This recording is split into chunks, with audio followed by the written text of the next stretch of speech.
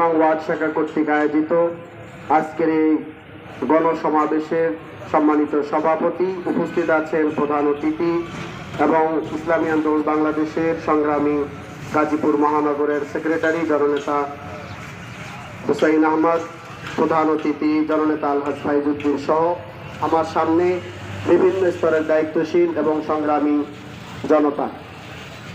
আমি সময় খুব কম, তাই আমি আপনাদের সামনে শুধুমাত্র কয়েকটি কথা উল্লেখ করে শেষ করতে চাই। দেখুন, 1971 সালে আমাদের এই দেশটি পশ্চিম পাকিস্তান থেকে স্বাধীনতা অর্জন করেছিল অসংখ্য মানুষের জীবন ও রক্তের বিনিময়ে, ঠিক কিনা? আমরা যেই প্রত্যাশা নিয়ে আমরা এই দেশকে স্বাধীন করেছিলাম, এই স্বাধীনতার 53 বছরে আমরা সেই প্রত্যাশা সেই পূরণ করতে পারি নাই, ঠিক কিনা? এদেশের জনগণ তাদের প্রত্যাশা পূরণ করতে পারে নাই। এদেশের যারাই শাসক গোষ্ঠী ছিল, জনগণকে প্রত্যাশা পূরণের আশ্বাস দেওয়ার পরেও জনগণের সাথে বারবার প্রতারণা করেছিল।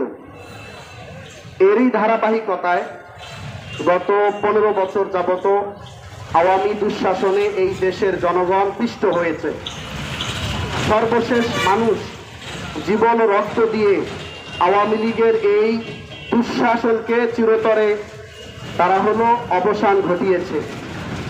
আগামীতে এমন কোন দল যাতে বাংলাদেশের রাজনীতিতে আবির্ভূত হতে না পারে বা বাংলাদেশের মসনদে আসতে না পারে, যারা আবার এই আওয়ামী দুঃশাসনের ন্যায় আবার একটি এদেশে দুঃশাসন কায়েম করতে পারে, ঠিক কিনা?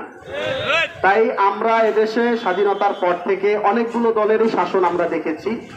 আওয়ামী লীগ দেখেছি, এর পূর্বে বিএনপিকে দেখেছি, তার পূর্বে আবার আমরা আওয়ামী লীগকে দেখেছিলাম, তার পূর্বে আবার আমরা বিএনপিকে দেখেছি, এর পূর্বে আমরা জাতীয় পার্টিকে দেখেছি। এভাবে আমরা বারংবার তাদের শাসনই দেখেছি।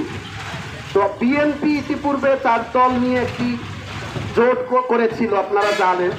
বিএনপি, জামাত এবং অন্য আরো 2টি দল নিয়ে এদেশে ক্ষমতার মসনদে ছিল, তারাও শাসন করেছে। তারা কেন 5 বছর পরেই এদেশের জনগণ থেকে বিচ্ছিন্ন হয়ে গেল, সেটা আমাদের ভাবার বিষয়, আমাদের বুঝার বিষয়, উপলব্ধি করার বিষয়। আজকে 15 বছরে যারা আজকে দেশের পরিস্থিতি এই পর্যায়ে নিয়ে এসেছে, আবার যদি 15 বছর পূর্বে যারা এই দেশকে বিশ্বের মানচিত্রে দুর্নীতিতে চ্যাম্পিয়ন করেছিল, ওই দুর্নীতিগ্রস্ত দলগুলোকেই যদি আমরা আবার এই বাংলার মসনদের দায়িত্ব দেই, 15 বছরে আওয়ামী লীগ যা করেছে, এদেরকে 15 বছর নয় 5 বছর রাখলেও তার চেয়ে করুণ পরিণতি ভোগ করতে হবে দেশের জনগণ। এর প্রতিফলন ইতিমধ্যে আমরা লক্ষ্য করেছি। ময়লা আবর্জনা ফেলে আমাদের ময়লা পরিষ্কার করে বাড়িঘরের, এই ময়লা পরিষ্কার করেনওয়ালাদের থেকেও এখন এই চাঁদা শুরু হয়ে গেছে। রাস্তাঘাট, দোকানপাট, মেল ফ্যাক্টরিতে এখন এই বড় অঙ্কের চাঁদা দাবি করে এই চাঁদাবাজরা বাংলাদেশে একটি ত্রাসের রাজত্ব কায়েম করতেছে। তাই এদেরকে নয়, হ্যাঁ, আবার এদের মধ্যে কিছু দল আছে যারা বিগত দিনে একই সাথে জোটবদ্ধভাবে তারা দেশ পরিচালনা করেছিল। এই দলগুলো আবার কৌশলে এখন বলতেছে আমরা এখন আর 20 দলে নাই, আমরা এখন আর 18 দলে নাই, আমরা এখন আর 4 দলে নাই, আমরা এখন ইসলাম।